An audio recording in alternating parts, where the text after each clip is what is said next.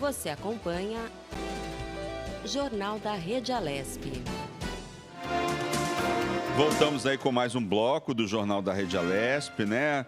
A gente está aqui aguardando a entrevista coletiva do governador João Dória. Enquanto isso, a gente vai falando aí de algumas decisões aí do Legislativo, da Economia. O Senado deu aval para o governo prorrogar a suspensão de contratos de trabalho e a redução de jornadas e salários, enquanto durar o período de calamidade pública, ou seja, até o fim do ano.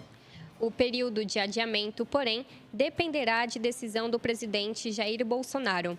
Os senadores aprovaram a medida provisória sobre o tema por 75 votos favoráveis e nenhum contrário. A proposta seguirá direto para a sanção do presidente Jair Bolsonaro, que deve ocorrer nos próximos dias. Bom, a MP 936 de 2020 foi assinada por Bolsonaro em abril e é vista como essencial para a prevenção de empregos e um alívio financeiro às empresas durante a pandemia de Covid-19. Até ontem, né, até terça-feira, de acordo com o Ministério da Economia, pelo menos 10.693 milhões de acordos entre funcionários e empregadores foram assinados nos moldes da MP. O texto original da MP autoriza a suspensão de contratos por até 60 dias e a redução de jornada por até 90 dias. Com a mudança, as empresas poderão estender o período de suspensão ou redução. A medida permite redução de jornada em 25%, 50% ou 70%, com um corte proporcional no salário por até 3 meses. Também é possível suspender o contrato por até 2 meses. E o governo estabeleceu uma compensação depositando valores diretamente da conta dos trabalhadores que podem chegar a 100% do seguro-desemprego, dependendo do nível salarial. Pois é, a gente está com imagens agora, ó, já da coletiva do governador João Dória. Vamos mostrar um pouquinho, está chegando lá, o pessoal já está se preparando, né? Está lá o último integrante da comitiva, já vai começar.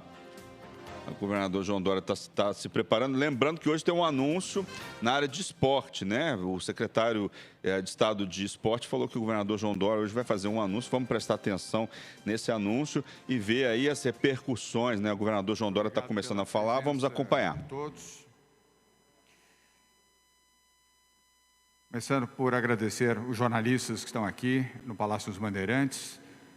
Hoje, quarta-feira, 17 de junho, agradecer também os cinegrafistas, fotógrafos, equipes técnicas e profissionais de imprensa que aqui estão, os que estão também remotamente acompanhando a nossa coletiva. Essa é a coletiva de número 72.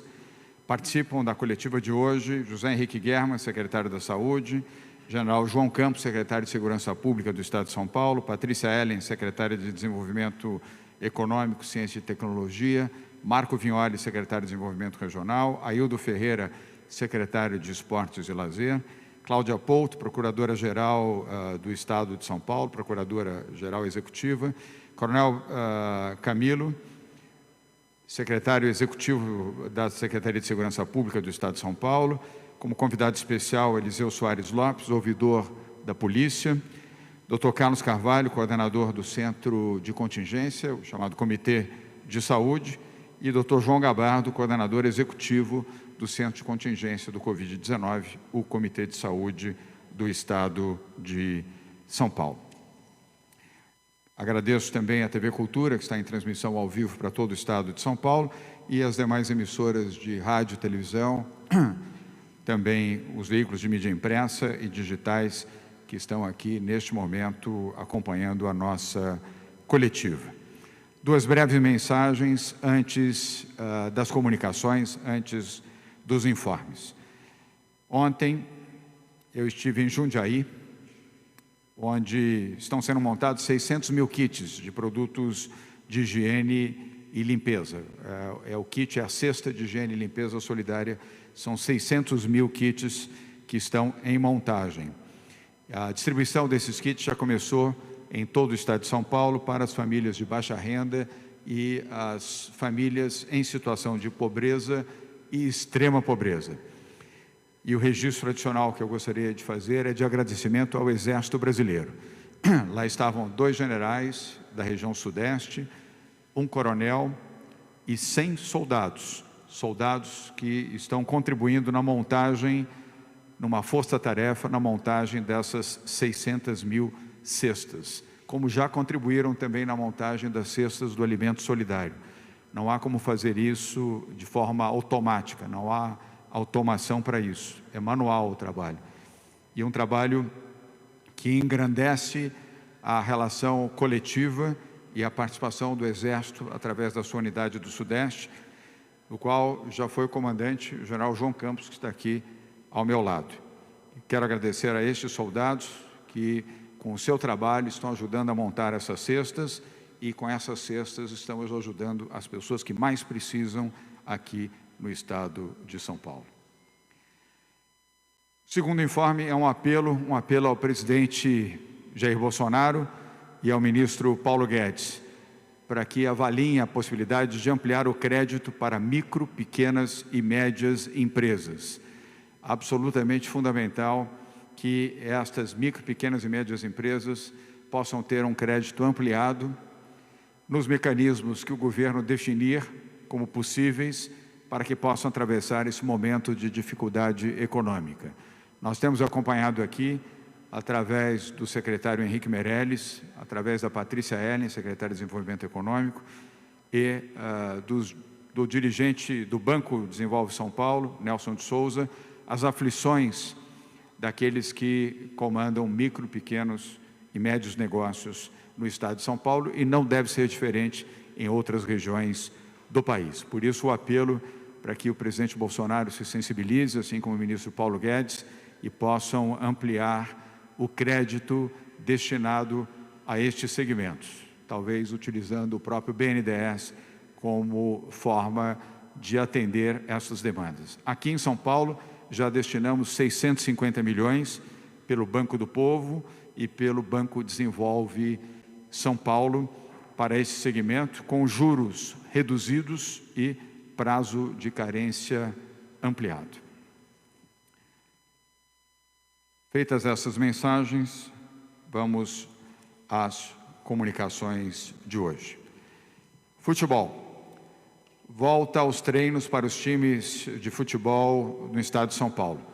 O governo do estado de São Paulo, através do Centro de Contingência, o Comitê de Saúde, determinou e finalizou hoje pela manhã todos os protocolos para as equipes de futebol profissional da chamada Série A1, para que possam voltar a treinar a partir do dia 1º de julho. As regras acordadas pelo Comitê de Saúde e dialogadas com a Federação Paulista de Futebol devem ser cobradas dos clubes, de todos os clubes que integram a Série A1, aonde estiverem, na capital, no litoral, no interior do estado de São Paulo e região metropolitana. Entre as medidas que deverão ser adotadas estão testes regulares dos jogadores e comissão técnica, limitação de pessoas nos treinamentos, a não presença de torcida, o uso obrigatório de máscaras por todos aqueles que da comissão técnica estiverem presentes, assim como medição de temperatura obrigatória de todos, atletas e não atletas, daqueles que autorizados estarão em campo. Estes protocolos referem-se apenas ao retorno aos treinamentos. A retomada das partidas será avaliada em fases posteriores e sempre em conjunto com a Federação Paulista de Futebol e a Confederação Brasileira de Futebol. O Comitê de Saúde leva em conta também que existem várias outras modalidades esportivas de prática profissional e amadora no estado de São Paulo, que também estão sendo avaliadas neste momento pelo Comitê. E no próximo dia 26 de junho, sexta-feira da próxima semana, o Comitê de Saúde vai se pronunciar sobre as demais atividades esportivas, sejam elas profissionais ou amadoras. Sabemos que vamos contar com a compreensão e a colaboração da Federação Paulista de Futebol e dos dirigentes das equipes profissionais de futebol do estado de São Paulo.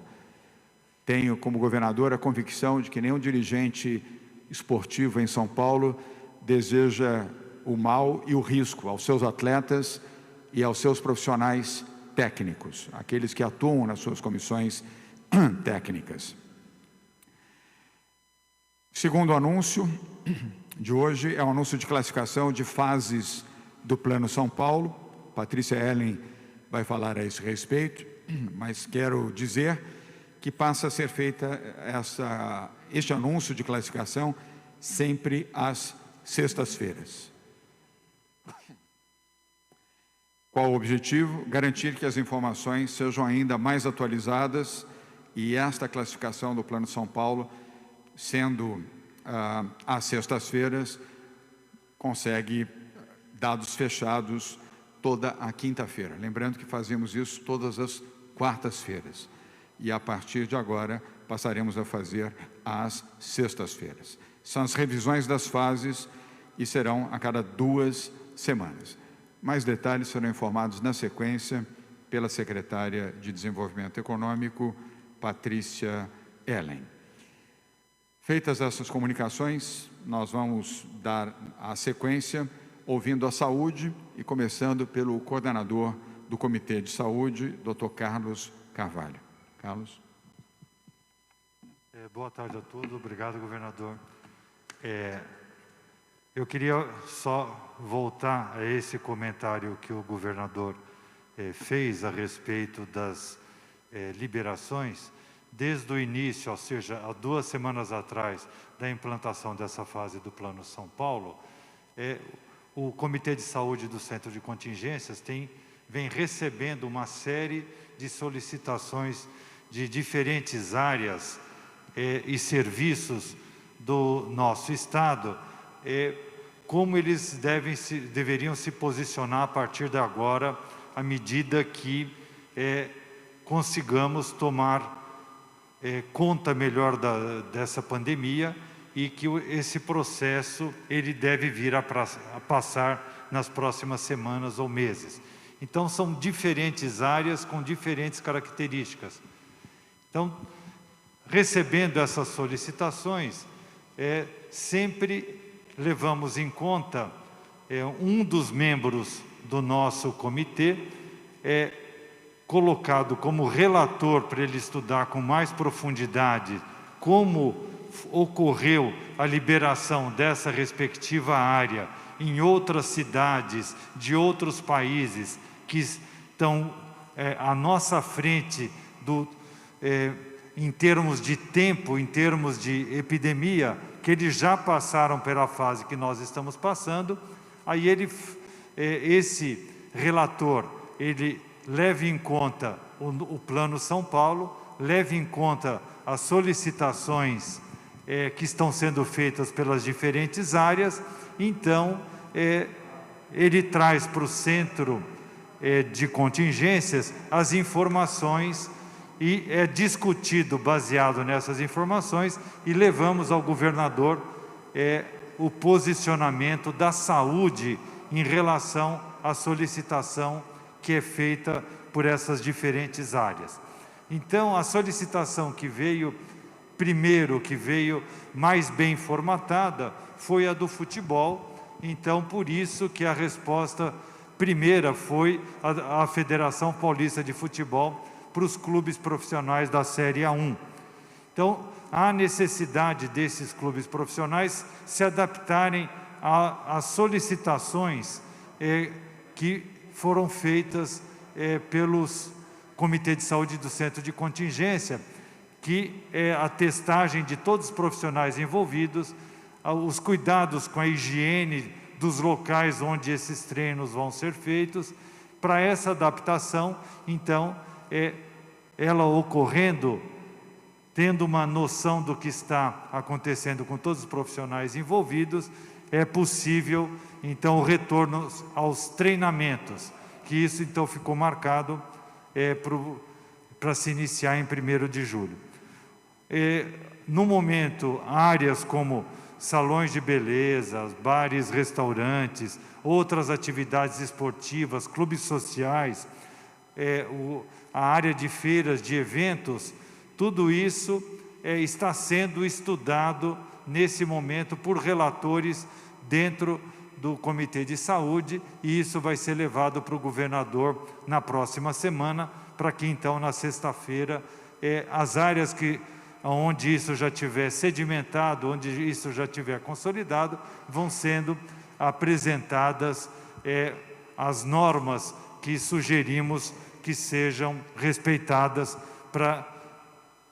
no período que o retorno for possível, essas normas então sejam respeitadas. E outro ponto fundamental, como no Plano São Paulo existe uma diversificação pelos municípios, por exemplo, na semana que vem, na sexta-feira, quem estiver, o município que estiver no vermelho, como vai ser a última sexta-feira antes do dia 1º de julho, se o município tiver, por exemplo, um clube de futebol profissional, esse clube naquele município, se ele estiver vermelho, não vai poder praticar o treino naquele município. Ele pode praticar no município que esteja laranja ou amarelo ou de outra cor. Então, sempre respeitando o Plano São Paulo, essa é a nossa posição do Comitê de Saúde. Obrigado, governador. Obrigado, doutor Carlos Carvalho. É muito importante, dada a presença aqui de vários jornalistas esportivos, que as decisões do governo do Estado de São Paulo são fundamentadas nas decisões da saúde. Aqui não há decisão de ordem política, de ordem pessoal ou de qualquer tipo de influência que não seja aquela determinada pela saúde. É a saúde que determina os passos que devemos dar e os que não devemos em todos os setores da economia, assim como das práticas esportivas e de lazer no Estado de São Paulo. Com a palavra agora, o coordenador executivo do Centro de Contingência do Covid-19, o nosso Comitê de Saúde, doutor João Gabardo. Boa tarde, governador. Acho que o doutor Carlos já foi muito claro em relação ao posicionamento do Centro de Contingência. Nós recebemos todos os subsídios relacionados a essas áreas da economia. Foi definido para cada um desses temas um relator. Esse relator vai analisar toda a documentação, cruzar isso com o Plano de São Paulo, e nós poderemos nos próximos dias, então, já manifestar o posicionamento oficial do comitê em relação a todas essas áreas. Era isso, governador. Obrigado, Gabardo. Vamos agora, saindo do tema da saúde, no âmbito daquilo que já foi abordado pelo doutor Carlos Carvalho e doutor João Gabardo, mas ainda no tema da saúde com os respiradores, ouvir a doutora Cláudia Pouto, que é procuradora-geral adjunta do Estado de São Paulo. Doutora Cláudia. Obrigada, governador. Boa tarde. Esclarecimento sobre a questão do contrato de aquisição dos respiradores do fabricante chinês, né? Esse contrato ele foi firmado em abril, né? Naquela ocasião não havia oportunidade de adquirir esses equipamentos em âmbito nacional, então foi necessário uma contratação de âmbito internacional, né? Regida por uma legislação específica de contratação durante o período de pandemia.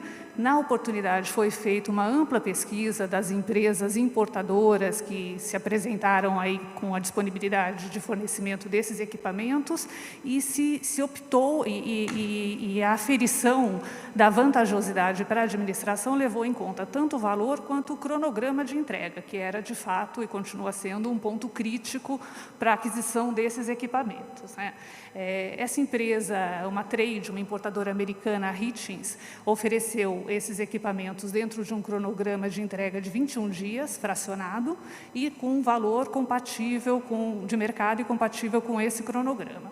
No curso da execução do contrato, a empresa alegou e comprovou dificuldades logísticas de entrega desses equipamentos. Nessa oportunidade, o Estado, então, notificou a empresa, porque isso configurava, independente da dificuldade ocorrida, configurava um descumprimento contratual. Então, o Estado notificou a empresa, então, propôs uma repactuação, né, um novo cronograma aderente a essas dificuldades logísticas, e o Estado aceitou essa repactuação com uma redução de quantitativos. porque já que o cronograma seria diferido, não havia mais interesse do quantitativo para ser entregue no momento subsequente. Então, foi feita uma repactuação, eram 3.000 equipamentos, isso foi reduzido para 1.280 equipamentos, com uma entrega também fracionada, mas até o dia 15 de junho. Nessa repactuação, inclusive, foi explicitado que, em havendo algum descumprimento, a empresa estaria sujeita a uma multa, né, de 10% e, obviamente, a devolução de preço, né, e se seguiu aí a execução no bojo dessa repactuação. Ocorre que agora, em 8 de maio, a empresa nos encaminhou uma correspondência pedindo uma nova repactuação, né, com o estabelecimento de um cronograma para entrega final até 30 de julho. À vista dessa correspondência, nós ouvimos aí a área técnica da Secretaria da Saúde para verificar se esse cronograma, considerando as necessidades da Secretaria da Saúde e o cenário atual, né, que é diferente daquele que havia no início, em abril, inclusive com novos respiradores recebidos da União e recebidos também de outras, e adquiridos também em outros contratos, se esse cronograma atenderia ao interesse público. A resposta da Secretaria da Fazenda, da Secretaria da Saúde, é que esse cronograma não atende mais às necessidades da pasta, porque é óbvio que com todas essas repactuações a pasta foi tomando as providências, né, para adquirir novos respiradores e houve também o fornecimento no âmbito do Ministério da Saúde. Então, a decisão da Secretaria da Saúde, aí, sob orientação da Procuradoria, é de rescindir o contrato. E agora a gente segue, governador, para um procedimento que é um procedimento administrativo de rescisão contratual. Nesse procedimento, a empresa é notificada, né, e notificada para devolver o saldo do preço dos equipamentos que não foram entregues, pagar a multa, né, sobre o valor sobre o montante inadimplido, e seguimos também para apurar, eventualmente, alguma responsabilidade de outra ordem na empresa, se na verdade, tudo isso aconteceu por fatores exógenos, que não estavam sob a governabilidade da empresa, ou se houve culpa da empresa, para a aplicação de outras sanções administrativas. Tudo isso certamente tem que ser feito com contraditório, ampla defesa, é um procedimento que vai seguir agora, e estamos nessa fase agora, governador, de instaurar o procedimento administrativo de rescisão contratual, recebimento desses valores e eventual penalização da empresa se comprovada alguma conduta culposa. Obrigado, doutora Cláudia. Apenas acrescentaria tudo isso com acompanhamento do Ministério Público Estadual e também do Tribunal de Contas do Estado de São Paulo. Nós pedimos e eles estão fazendo o acompanhamento, como devem fazer, são órgãos fiscalizadores do Estado, de todos os procedimentos, sejam esses ou outros de aquisição de bens, produtos e serviços para a área da saúde do Estado de São Paulo. Doutora Cláudia, muito obrigado. Vamos agora para um outro tema, que é o tema de segurança pública. Dadas as circunstâncias e ocorrências havidas aqui no Estado de São Paulo, neste último final de semana, antes de passar a palavra ao secretário de Segurança Pública do Estado de São Paulo, quero voltar a reafirmar a todos que aqui me acompanham, os que estão assistindo em casa, ouvindo, e os que estão aqui presentes, que o governo do Estado de São Paulo não será complacente com nenhum tipo de violência policial, de nenhuma ordem, sob qualquer justificativa. São Paulo tem a melhor polícia do Brasil e já faz tempo que tem uma polícia bem treinada, seja militar, seja polícia civil, polícia científica, corpo de bombeiros. Não justifica que poucos comprometam a atuação de muitos. Por essa razão, pedi aqui a presença do general Campos, secretário de Segurança Pública do Estado de São Paulo, do coronel Camilo, Álvaro Camilo, que é o secretário executivo da Secretaria da Segurança, e também fiz o convite ao doutor Eliseu Soares, ouvidor da polícia, que tem total independência, como todos sabem, e pedi que ele pudesse estar aqui hoje para se manifestar. Então, começamos com o general Campos, secretário de Segurança Pública do Estado de São Paulo. Senhor governador, muito obrigado. Senhoras e senhores, boa tarde. Eu reitero uma afirmação que eu fiz aqui na segunda-feira. Nós não temos nenhum compromisso com o erro. E a missão para a segurança pública é o farol. E a nossa missão é proteger pessoas, aplicar a lei e combater o crime. Vejam que nas visitas que fazem ao Copom, já comentei sobre isso, as pessoas se surpreendem, senhor governador, da quantidade de chamadas que acontecem por dia no 190. E a eles eu disse que quando alguém tem necessidade, se lembram de Deus e do 190. Mais de 80 mil ligações, sendo que 25 mil viaturas são despachadas para ajudar, apoiar e proteger. Nesses primeiros meses do ano, nós já prendemos 35 mil criminosos. Com relação às ocorrências últimas, os inquéritos policiais estão instaurados, policiais foram afastados, alguns policiais já tiveram a sua prisão preventiva decretada e os inquéritos, alguns serão brevemente concluídos. É o que nós queremos. Isso tudo feito em respeito, senhor governador, aos familiares das vítimas e principalmente e também tanto quanto aos familiares das vítimas. A atenção, como o senhor disse, a grande massa, a grande maioria dos policiais, dos bons policiais que nós temos no Estado de São Paulo, nessas que são a melhor polícia do Brasil. Repito, não há compromisso com o erro. Eu gostaria, se o senhor me autorizasse, que o Coronel Camilo fizesse algum comentário. Muito obrigado. Coronel Camilo. Obrigado, general. Governador, general, todos os secretários, senhoras e senhores, eu só destacaria mais um ponto aí, acrescendo ao nosso general, a transparência. Não existe em nenhum momento outra vontade da polícia e da segurança pública em dar transparência total ao que é feito. A própria polícia vem a público falar dos seus problemas e apresentar as ações que estão tomando contra aqueles que se desviaram. Falo com muita propriedade. Comandei a Polícia de São Paulo, que é regida por 3 princípios: direitos humanos, respeitar as pessoas, a individualidade das pessoas. Segundo, as melhores práticas. Fomos aí o ano passado, esse ano não por causa da pandemia, o ano passado mais de 300 policiais fora buscar treinamento e aperfeiçoar para usar as melhores práticas. E terceiro, trabalhar com polícia comunitária ao lado do cidadão, protegendo o cidadão. E a transparência é total. Além disso, convidamos, até por determinação do governador, que todos os órgãos, inclusive da OAB, Defensoria, Ouvidoria, Ministério Público, que acompanhem do próprio Centro de Operações da Polícia as ações policiais aos manifestantes. E mais ainda, garantimos o direito de manifestação, inclusive manifestação contra a própria polícia, que aconteceu ontem, de uma maneira pacífica, até o início da noite, aí sim, quando alguns vândalos provocaram problemas na Zona Sul de São Paulo. Então, destaco a transparência, sempre foi assim, será feito assim, e essa é a determinação do nosso comandante, general Campos, e do governador do Estado, João Dória. Muito obrigado, governador. Obrigado, Coronel Camilo.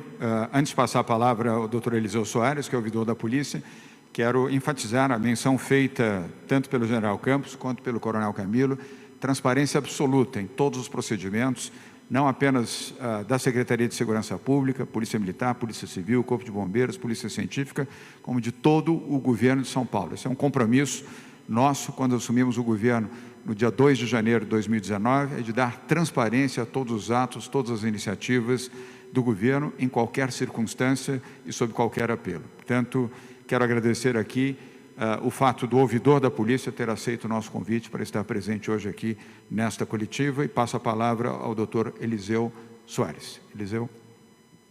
Boa tarde, governador. Boa tarde a todos. Dizer que a ouvidoria, desde que assumi a ouvidoria em fevereiro deste ano, um dos lemas nosso é que a ouvidoria teria que funcionar como mediadora da sociedade em relação ao sistema de segurança pública no Estado de São Paulo.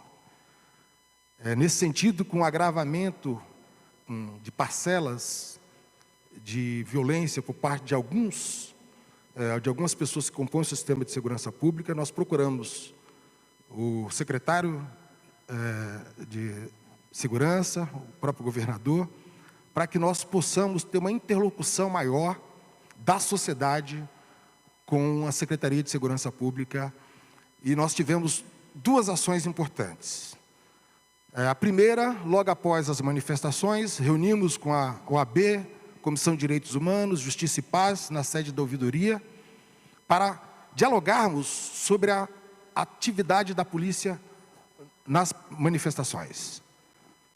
Tivemos sucesso, a última manifestação foi excelente, com a participação nossa no Copom, acompanhando em tempo real o presidente da Ordem, o ouvidor da polícia e outros membros da Ordem dos Advogados.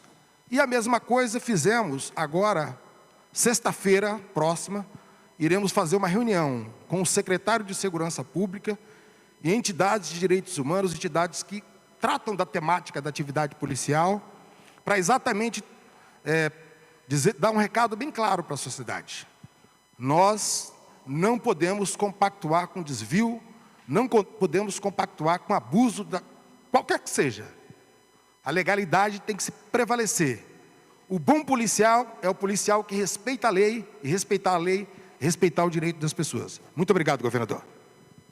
Obrigado, doutor Eliseu Soares, ouvidor da polícia. Todos estarão aqui à disposição para perguntas dos jornalistas na sequência. Obrigado, doutor Eliseu. Vamos agora aos números de hoje da saúde com o secretário de Saúde do Estado de São Paulo, José Henrique Germann. Obrigado, governador. Boa tarde a todos. No Brasil, desde ontem, 923.189 casos confirmados, com 45.241 óbitos. Para o Estado de São Paulo, dados de hoje, 191.517 casos e 11.521 óbitos. Nossas taxas de ocupação em UTI, leitos de UTI, está que no Estado temos 70,6% e na Grande São Paulo 77,1%. Internados nas nossas unidades em regime de UTI, 5.257 pacientes. Em enfermaria, 8.423 pacientes. Aqui estão casos já confirmados e casos ainda a confirmar. Tivemos, nesse período, 34.599 altas hospitalares de pacientes internados. Quanto à questão dos números de São Paulo, de 191 e 11 mil, quero esclarecer que houve um problema no ESUS, que é o sistema que levanta os casos mais leves, e por isso foi muito pequena a mudança. E amanhã, então, ele entrando novamente em operação, nós teremos um aporte que significa de ontem e de hoje. No caso de óbitos, não.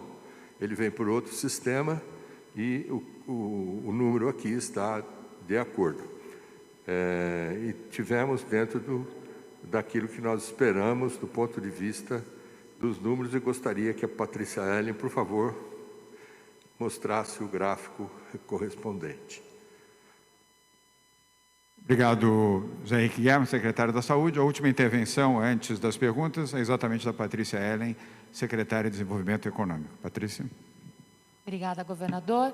Eu vou mostrar uma página agora, retomando o cenário que o Dr. Carlos Carvalho apresentou, de casos e óbitos, e com detalhamento para óbitos.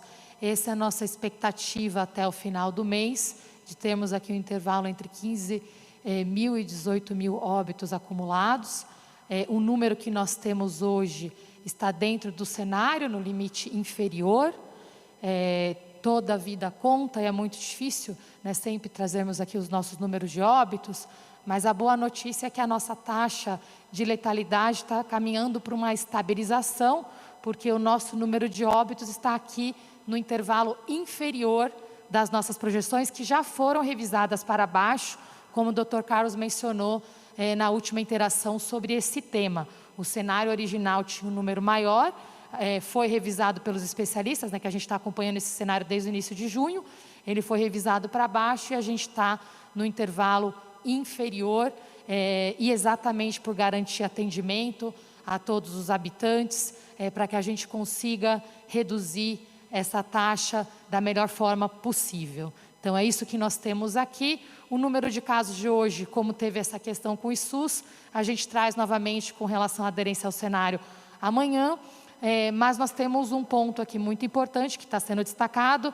No cenário de óbitos, a gente está no limite inferior, no de casos, a gente está no limite superior, um pouco acima até, pela iniciativa de testagem e, em especial, com testes sorológicos, e a Secretaria da Saúde, em parceria aqui com o Sistema de Monitoramento Inteligente na Secretaria de Governo, está trabalhando no esforço para a gente separar em tempo real esses números. Nós mostramos esses dados para vocês na semana passada, e a ideia é que a gente comece a acompanhar diariamente com essa separação, para termos uma visão real da nossa situação, porque os casos testados através de PCR são os que impactam no que diz respeito aqui à capacidade de atendimento e a todo o nosso monitoramento, né, do tratamento. Já foi explicado também que o modelo sorológico está sempre olhando para trás, para quem teve contato com o vírus, e não necessariamente quem está com sintomas ou que está com o vírus presente naquele momento. Um outro ponto que o governador me pediu para esclarecer: esses dados vocês estão vendo como eles são importantes para a nossa tomada de decisões, e é exatamente por isso que a gente vai usar sempre o dado mais atualizado para passar a atualização da regionalização, da classificação de cada região nas fases do Plano São Paulo. A ideia é que a classificação seja feita a cada 2 semanas, como já foi anunciado. Estamos honrando esse compromisso e sempre passará a valer a próxima classificação na segunda-feira seguinte, após o anúncio. E o anúncio será feito às sextas-feiras, para que nós tenhamos os números mais atualizados, a situação mais real para essa classificação, que será a classificação vigente nas 2 semanas seguintes. Então, a gente fecha a avaliação na quinta-feira e anuncia na sexta-feira. Para finalizar, alguns nos perguntaram como é que será a atualização em regiões que precisam de uma atenção especial. Nós estamos monitorando isso diariamente e o governador João Dória já reforçou que não hesitaremos em tomar medidas de restrição, se for necessário, a qualquer momento, nesse período de 2 semanas. Muito obrigada.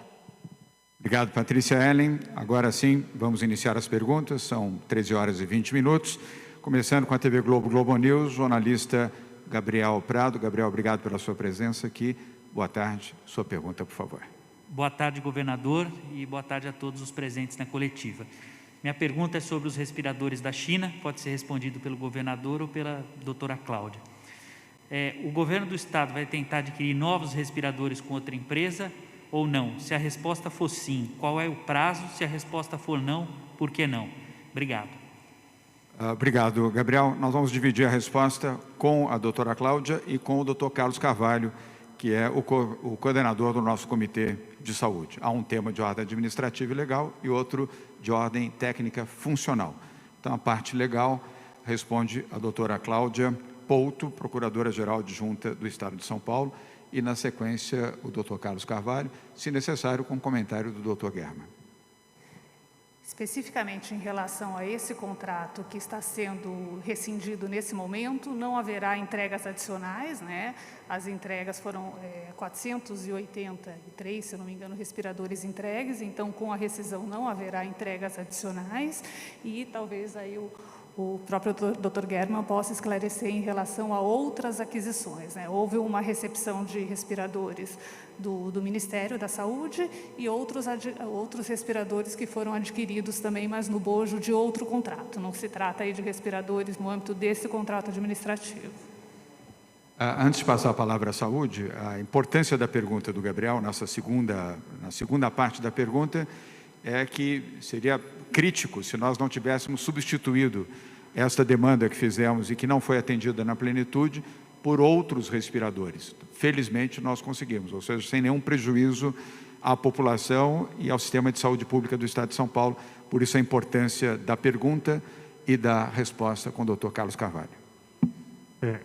Como o governador adiantou, foram tomadas medidas que depois o Dr. Zé Henrique German vai explicitar melhor para todos. Foram tomadas medidas ao longo do tempo e nós viemos todo esse período monitorando o número de leitos e a expansão dos casos graves respiratórios nos diversos municípios do Estado.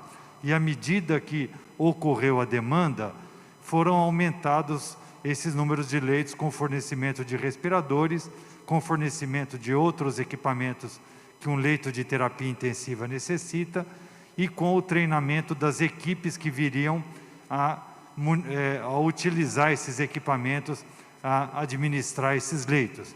Então, isso foi possível porque, ao longo desses 3 meses, progressivamente, se vocês repararem, quem tem os números sequenciais, que o número de leitos de UTI ocupados foi progressivamente crescendo. Chegou um momento que passou de 80%, chegou em 85%, então foi reforçado o número de ventiladores distribuídos e novos leitos de UTI abertos, e hoje o Estado tem cerca de 70% dos leitos de UTI ocupado, porque é a zona mais crítica, e a Grande São Paulo está com 77%. Nesses últimos 10 dias, 15 dias, nenhuma vez passou de novo de 80% de ocupação na Grande São Paulo. Então, isso foi bastante bem controlado e o Dr. Zé Henrique vai fazer comentários a respeito dos números, que ele tem esses dados com mais certeza. Ok. Durante o período todo da epidemia, nós fomos monitorando dia a dia essa necessidade de respiradores e da necessidade de leitos, aumentar o número de leitos para atender os pacientes. Isso foi feito gradativamente e hoje nós temos 2.779 respiradores recebidos. São respiradores que vieram de outras empresas por aquisição da própria Secretaria e também de uma mobilização por parte da sociedade, no seguinte, nós recebemos uma série importante de doações.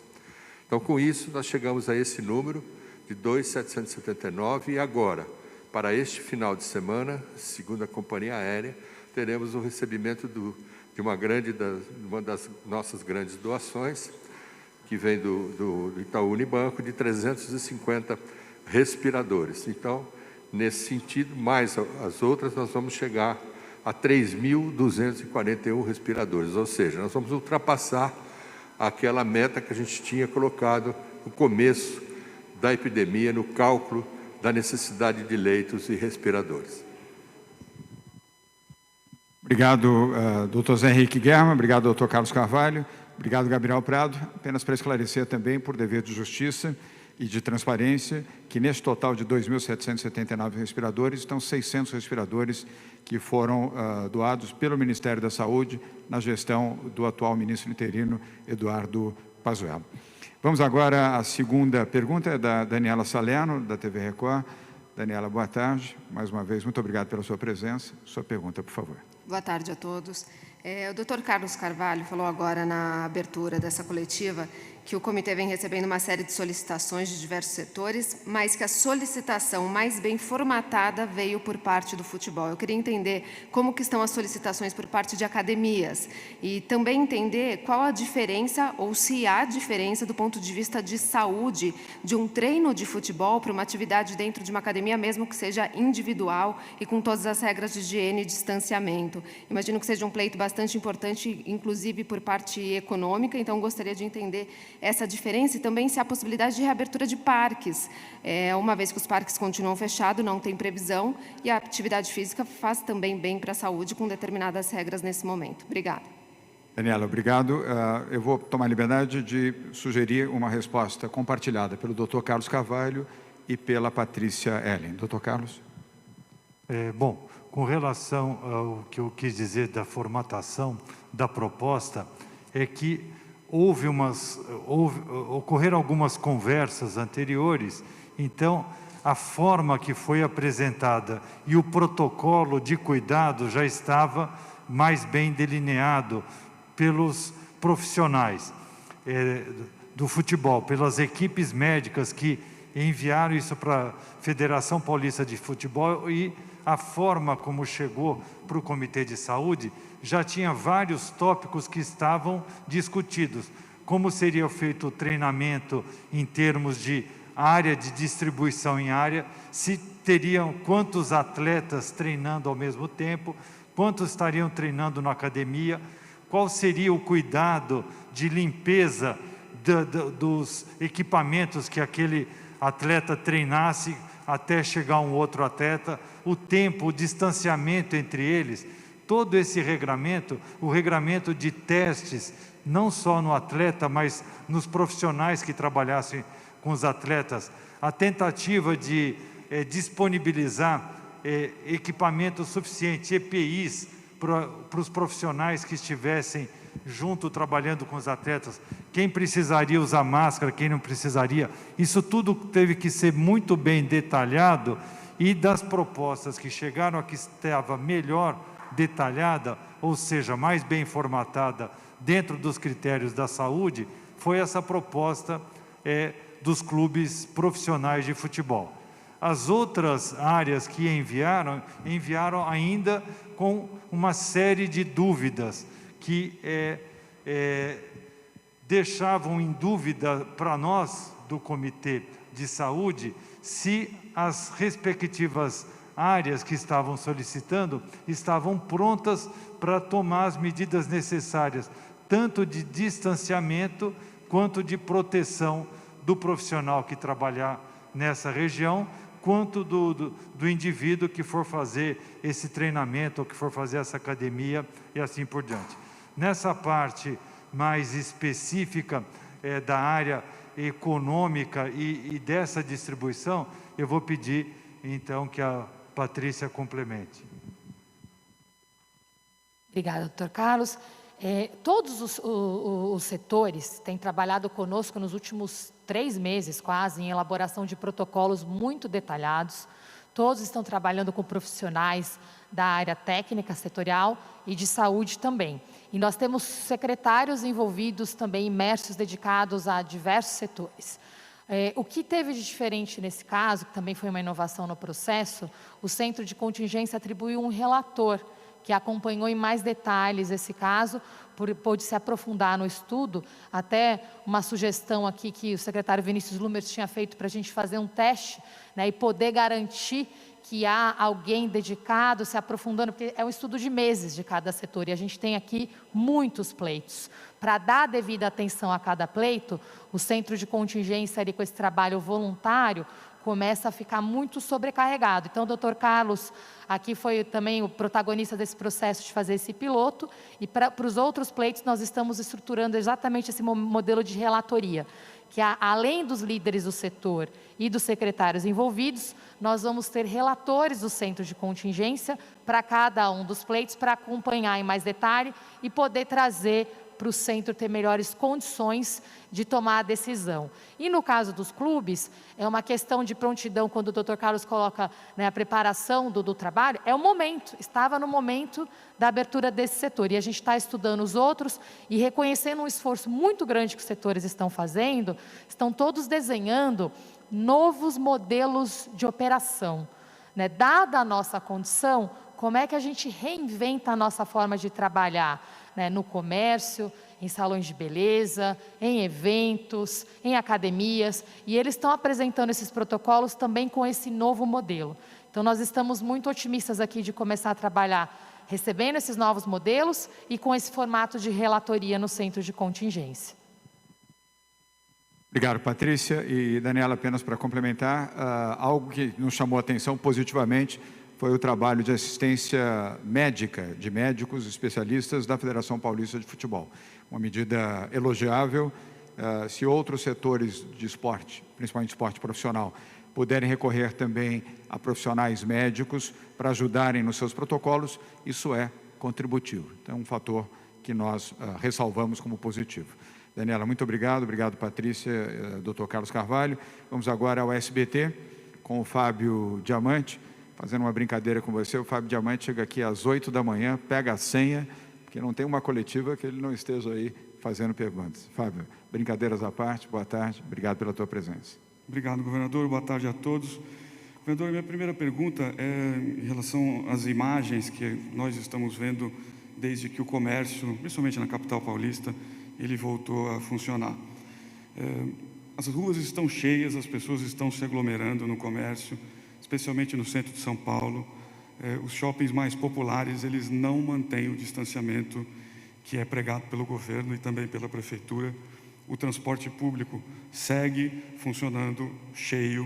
O trabalhador vai para o seu emprego preocupado com o distanciamento social, mas ele já foi exposto a uma aglomeração muito grande no transporte público.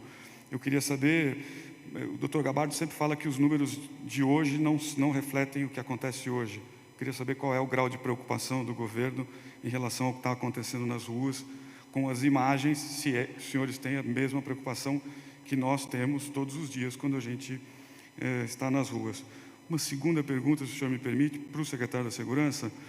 Secretário, um caso que viralizou muito, tem circulado muito nas redes sociais, são dos rapazes que foram detidos na Avenida Paulista vestindo roupas com símbolos nazistas. As imagens não deixam dúvida. Para que eles fossem levados para a delegacia por um policial militar, isso aconteceu depois de uma certa insistência das pessoas.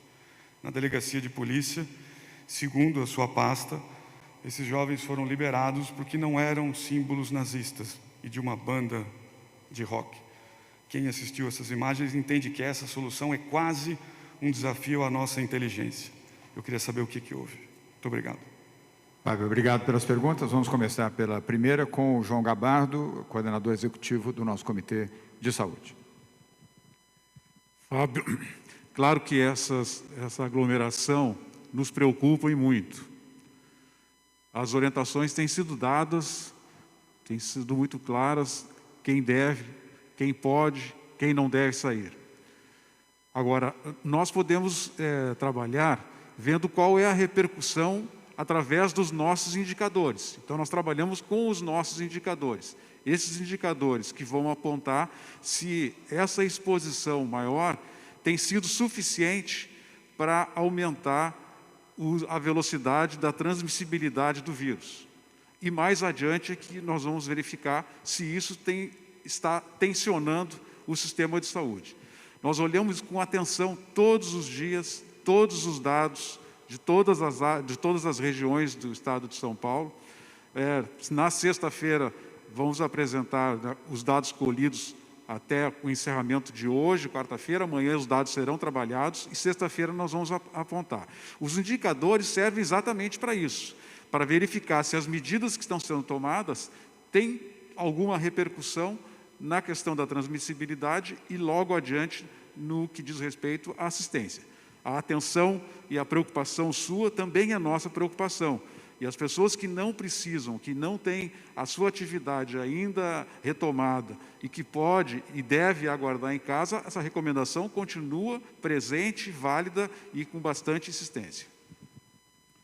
Obrigado, João Gabardo. Antes de passar ao general Campos com comentários do Dr. Eliseu Soares, Fábio Diamante, eu acrescentaria, a nossa preocupação é maior, porque é o nosso dever e a nossa obrigação, como representantes públicos, zelar pela saúde da população. General Campos, agora no outro tema de segurança, com comentários do ouvidor, doutor Eliseu. General. Fábio, grato pela pergunta. Eu comentei aqui que em manifestações ocorrem palavras de ordem, ocorrem símbolos e ocorrem gestos.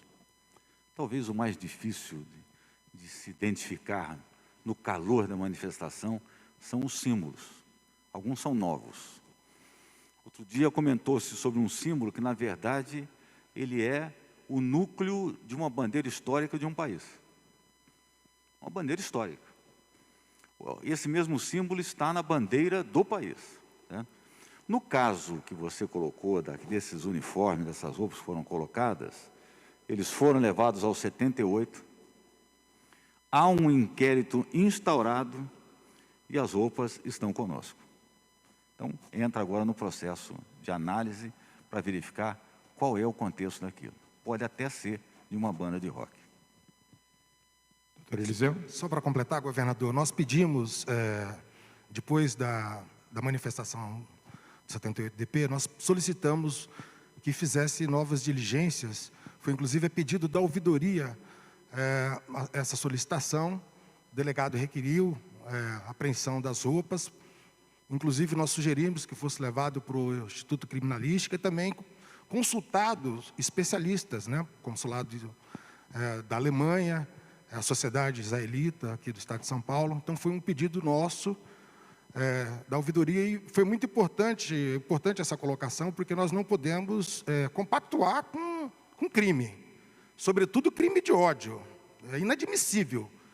No século XXI, nós temos apologia a uma das catástrofes da humanidade, que foi o nazismo. Nós não podemos compactuar com isso e pode ter certeza, a ouvidoria vai acompanhar para que se investigue e se tiver que punir, nós estaremos ali para assegurar que isso ocorra. Muito obrigado. Obrigado, doutor Eliseu. E, Fábio, um último comentário é meu, pessoal.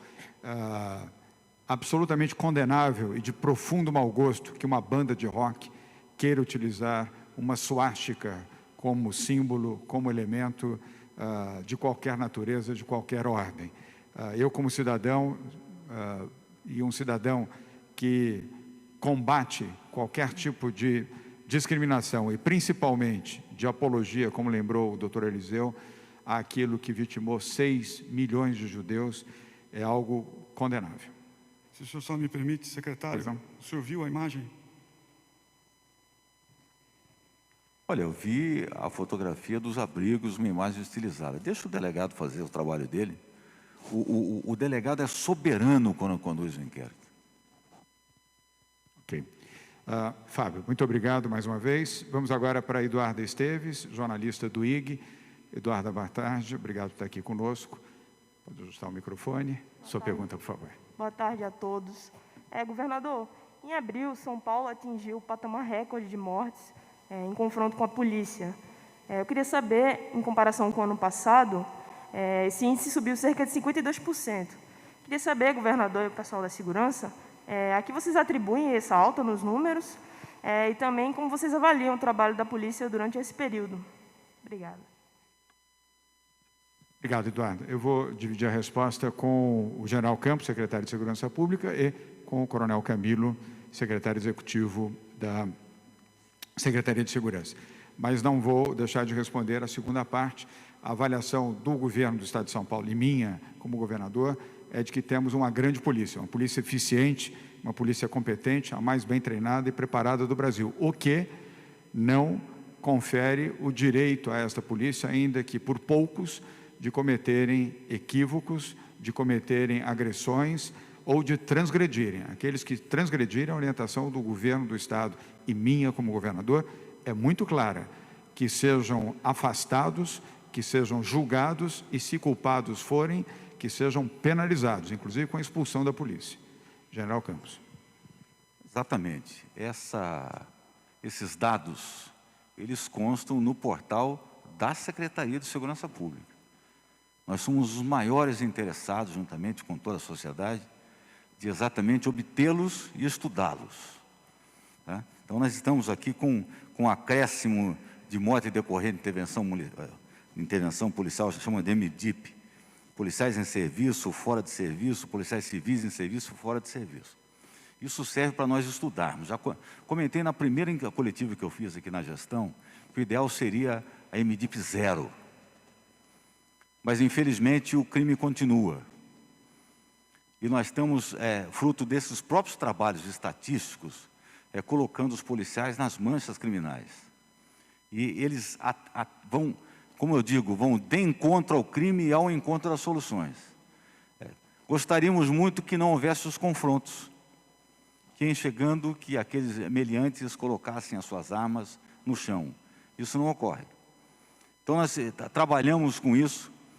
Cada morte decorrente de intervenção policial, vou pedir que o coronel Camilo explique, ela demanda um procedimento extremamente pré-estabelecido, ou seja, vai um cidadão, acompanha ao inquérito, a outro inquérito na Polícia Civil, para que isso diminua. São dados que são estudados, acompanhados e trazidos à nossa realidade para que nós possamos buscar soluções. Nesse período da pandemia ocorre algo curioso. Com a facilidade de mobilidade, os policiais estão chegando nos locais ainda quando o evento tem ocorrido. Está ocorrendo. Então, isso pode até explicar, mas nós aprofundamos sempre e buscamos sempre diminuir esses índices. Obrigado, general. Vamos ouvir o breve depoimento do coronel Camilo Eduardo, que já foi comandante do policiamento do Estado de São Paulo e foi também parlamentar. Coronel Camilo.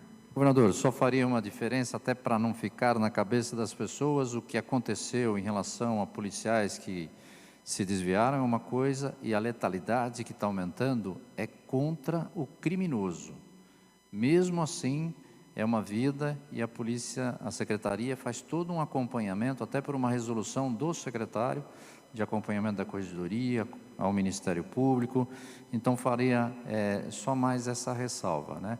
Trabalhamos, é uma preocupação a letalidade, mas a pronta resposta, que inclusive é uma orientação de governo desde o ano passado, ela está muito sendo utilizada pelos policiais e tiveram a oportunidade de ver recentemente nesse assalto a banco na Lapa, em que os policiais chegaram rapidamente, um policial foi ferido e na sequência chegou o reforço, inclusive com viaturas da rota. Então, a pronta resposta está muito rápida, isso também, infelizmente, leva ao confronto, que é sempre uma opção do criminoso. Tá? Lembrando também que esse momento, ele é um risco para o policial. Nenhum policial quer esse risco também do confronto.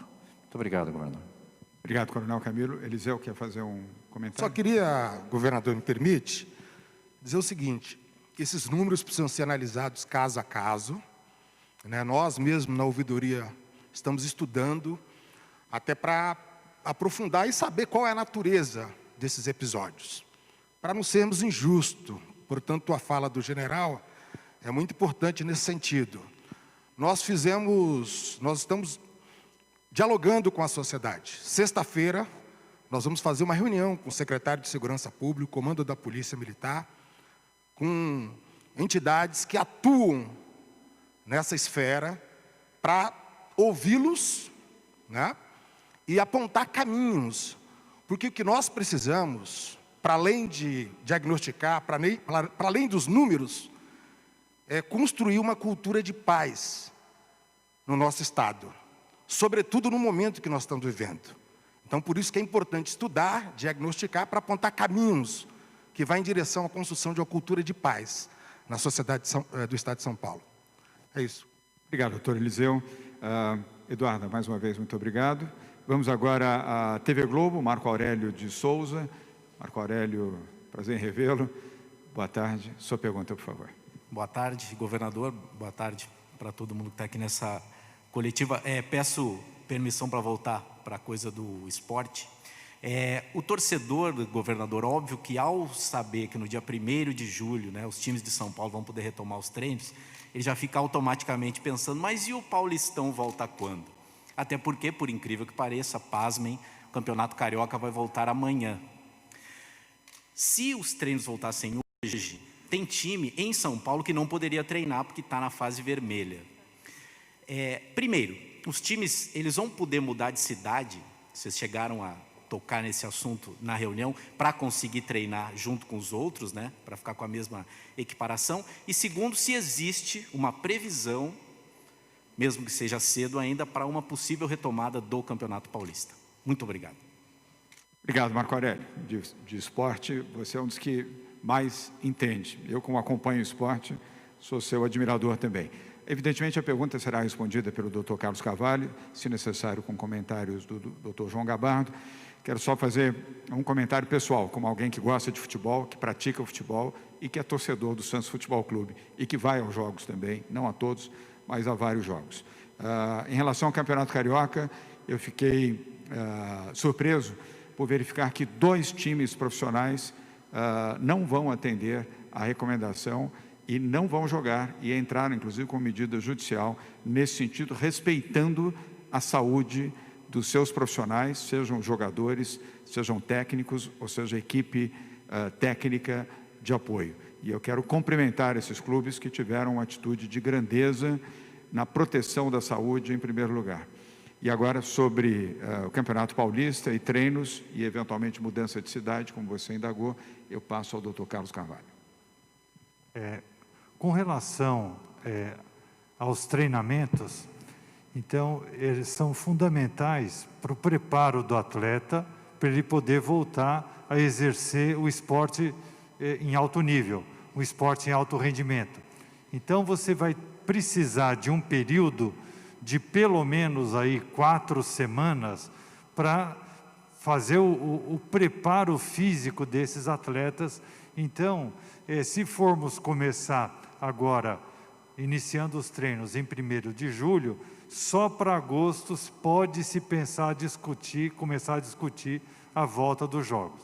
Com relação aos municípios, como a liberação é a partir de 1º de julho, nós temos ainda essa semana, a semana seguinte que vai consolidar mais 2 semanas desse período de quarentena, e aí nós vamos ver os municípios que vão estar laranja, vermelho, amarelo ou até verde, e aí a orientação para os clubes vai ficar mais evidente se ele vai poder treinar nas suas próprias dependências ou se eventualmente, um problema da cidade, se a cidade não estiver permitindo esse tipo de atividade, ele vai poder fazer o treinamento desde que tome os devidos cuidados para fazer o transporte de toda a sua equipe, ou ele pode treinar numa outra cidade sem problema nenhum.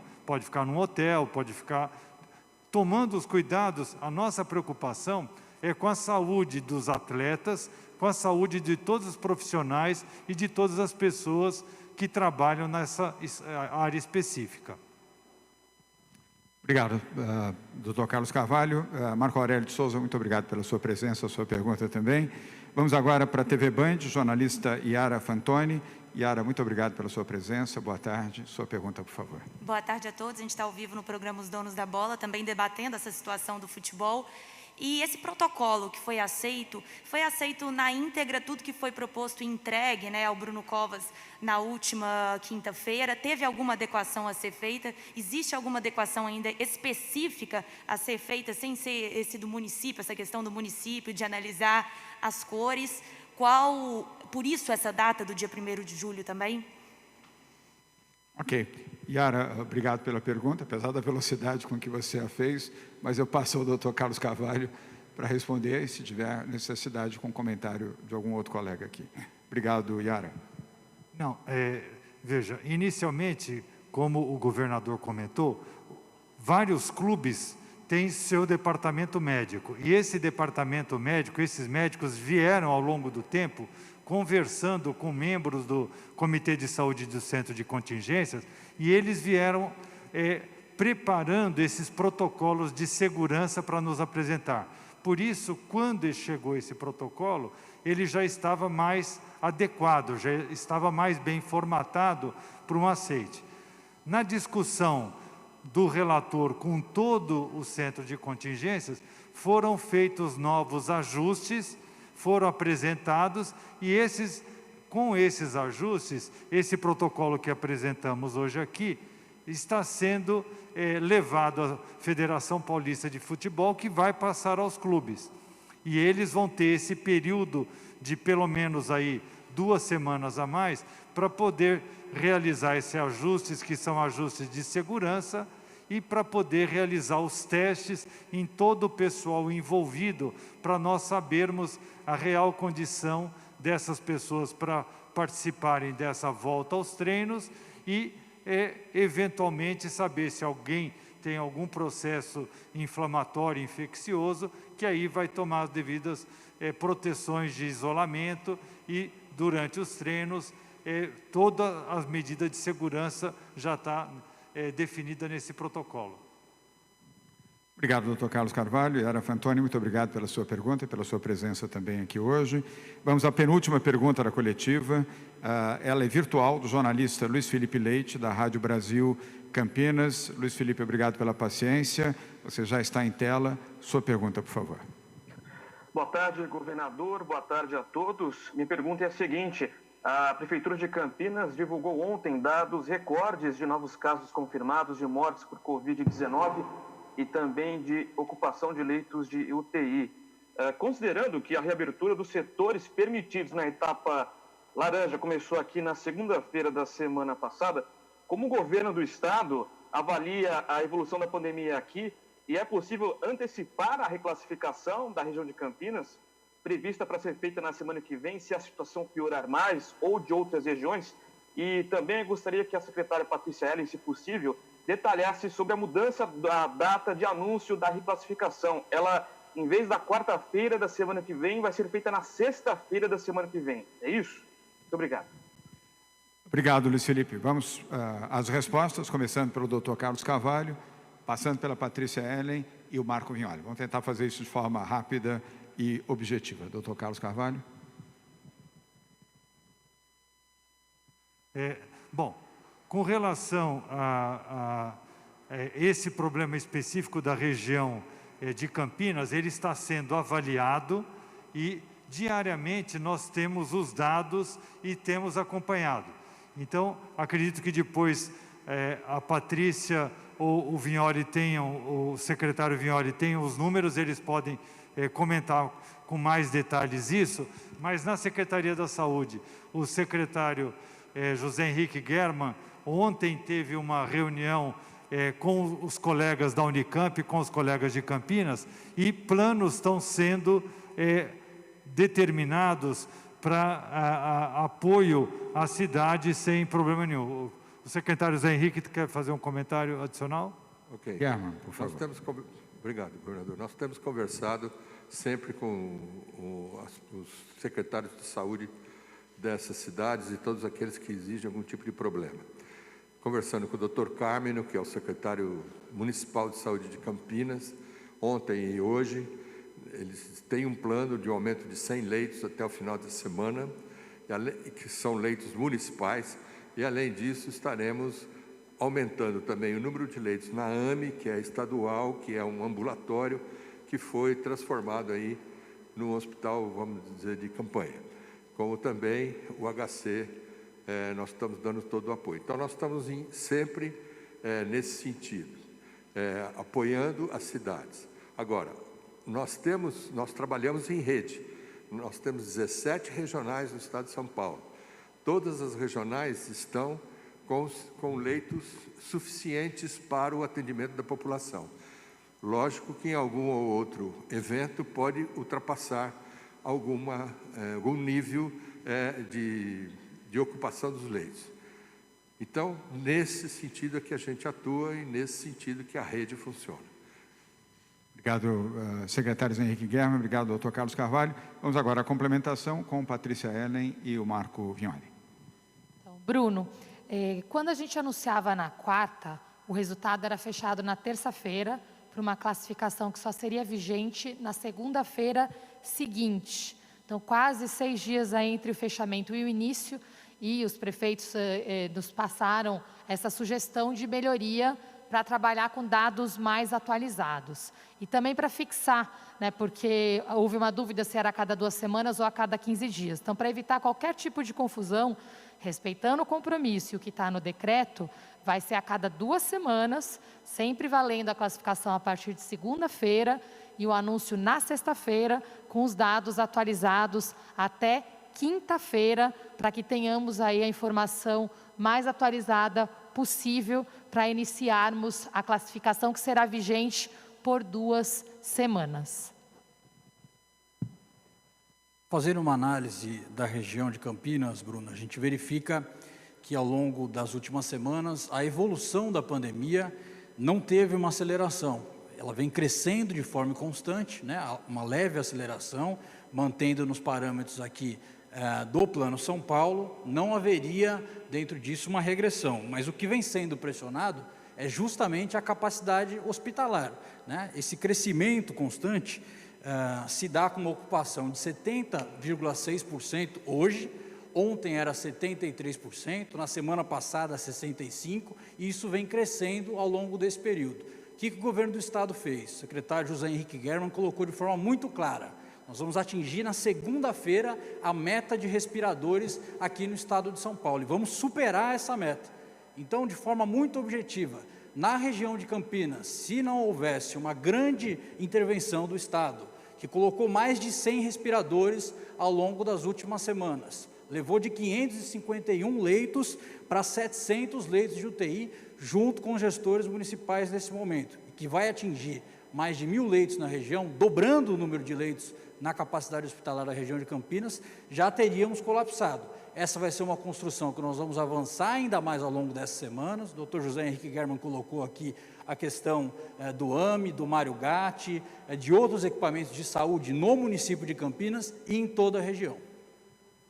Obrigado, Marco Vignoli. Obrigado, Patrícia Ellen. Muito obrigado, Luiz Felipe.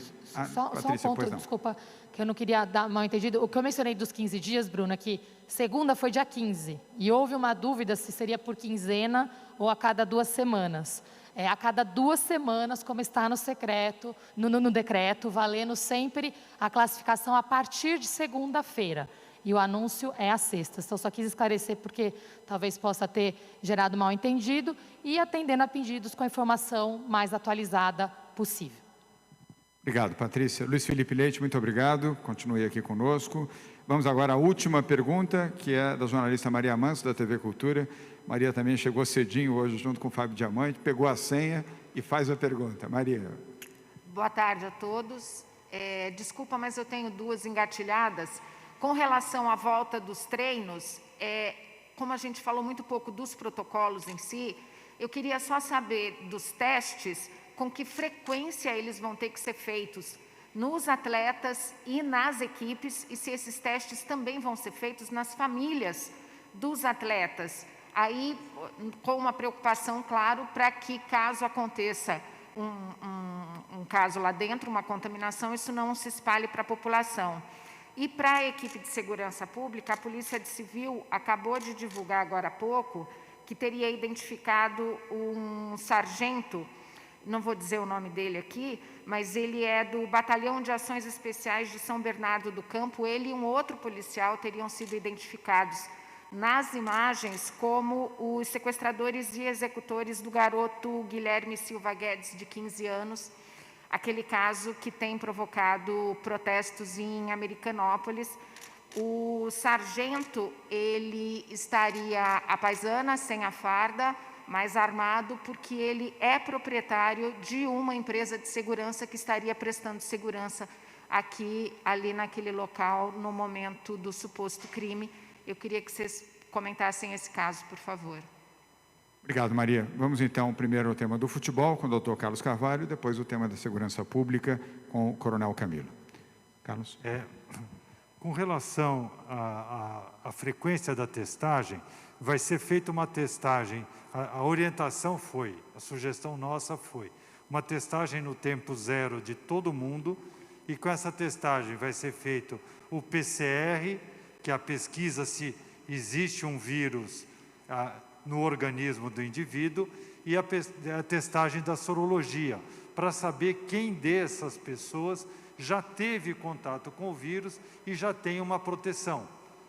Vão ser observados de maneira diferente. O indivíduo que não tem proteção ainda, ele vai ser testado de 5 a 7 dias, dependendo da condição de saúde dele e dos sintomas que tiver. Pelo menos um teste semanal, esse indivíduo que não tem ainda anticorpos neutralizantes do vírus, ele vai ter que ser testado.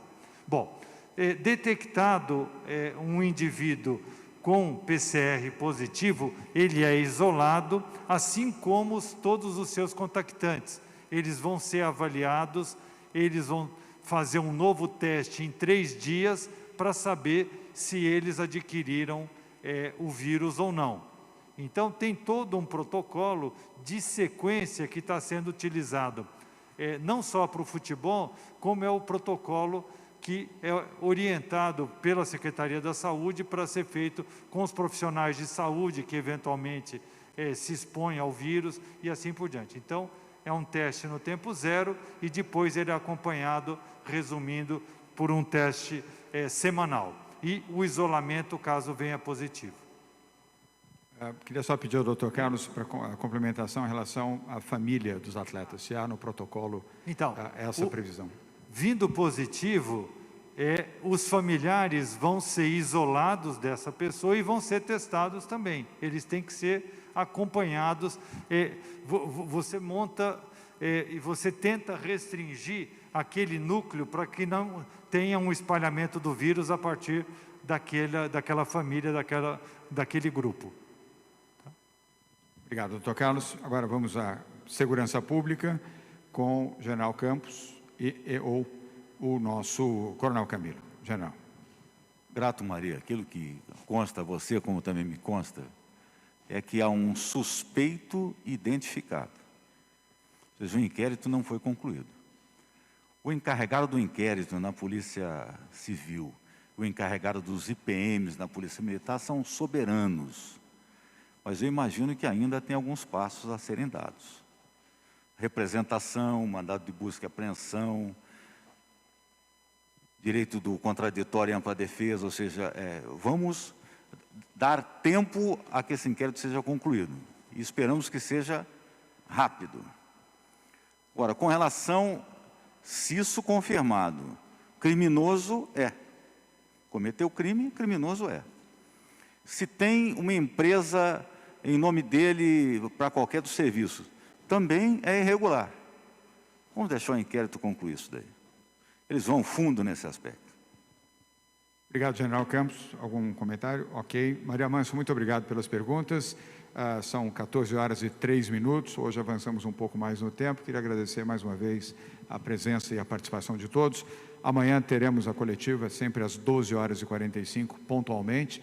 Amanhã o tema é saúde, com a equipe da saúde, do Comitê de Saúde. E voltar a recomendar aos que estão nos assistindo, ouvindo e acompanhando, por favor, fiquem em casa, sobretudo se você tem mais de 60 anos, se você tem comorbidades, fique em casa e, ao sair, por favor, não esqueça a sua máscara. Boa tarde a todos e até amanhã. Bem, pessoal, esse é o Jornal da Rede Alesp. Você acabou de acompanhar aí, ao vivo, a coletiva do governador João Dória. E a Carolina Franca vai resumir para a gente, né, Carolina? Você tem aí os pontos da entrevista. O que você destaca aí para a gente na entrevista? Bom, os principais pontos abordados hoje pelo governador, ele falou que, a exemplo da cesta de alimentação, vão ser distribuídas 600 mil cestas de higienização. São kits que estão sendo fabricados no interior aqui de São Paulo para entregar para pessoas com vulnerabilidade social. Além disso, ele vai ampliar o crédito do pequeno e médio empreendedor. Esse assunto ainda está sendo debatido com as secretarias responsáveis, mas ele adianta que já deve surgir um plano para ajudar ainda mais os pequenos e médios empreendedores agora durante a pandemia. Além disso, o assunto que mais repercutiu hoje na coletiva foi a volta dos treinos de futebol dos clubes aqui de São Paulo. A partir do dia 1º de julho, os clubes voltam a treinar seguindo uma série de regras, os protocolos que foram estabelecidos em conjunto com os comitês, com as secretarias e também com os clubes. Nesse momento, apenas vai ser retomada a atividade dos clubes de futebol. A partir do dia 26 de junho, na verdade, no dia 26 de junho, na sexta-feira que vem, o Comitê de Saúde vai se pronunciar sobre as demais modalidades esportivas. E, para finalizar, o governador anunciou que a classificação de fases do Plano São Paulo não vão ser mais anunciadas nas quartas-feiras, e sim agora a partir dessa semana, na sexta-feira. A revisão dessas fases é feita a cada 2 semanas, a cada 15 dias, então. Tá certo aí. Carolina Franca resumiu aí rapidamente, né, em 1 minuto, tudo que rolou nessa coletiva, né? Destacando aí a questão dos treinos do futebol, né? Pois é, vamos continuar aqui o Jornal da Rede Alesp. A Agência Nacional de Energia Elétrica, a ANEEL, decidiu nesta semana prorrogar a resolução normativa 878, que foi aprovada em 24 de março, com vigência de 90 dias até 31 de julho. Entre outras medidas, a RENS 878 proíbe aí o corte no fornecimento de energia elétrica por falta de pagamento em função dos efeitos econômicos da pandemia do novo coronavírus. Segundo a direção da ANEEL, a resolução tinha vigência de 90 dias, seguindo a expectativa de que em junho o país já tivesse superado as medidas de isolamento social. No documento, a ANEEL diz que o prazo está próximo de acabar, mas há necessidade de prorrogação. Para isso, foram avaliados aí estágios de isolamento e os planos de reabertura dos estados. O documento garante aí que, para ajudar o setor elétrico, entre março e junho, houve um repasse de 2 bilhões de reais do Fundo de Reserva para Alívio Futuro de Encargos. A ANEEL conclui que também, para ajudar nesse momento de pandemia, foi antecipada a parcela de transmissão, no valor de quase R$500 bilhão. É isso mesmo. E, Luciana, agora a gente vai para um rápido intervalo aqui no Jornal da Rede Alesp. A gente volta já com mais entrevista, né? Tá certo, isso aí.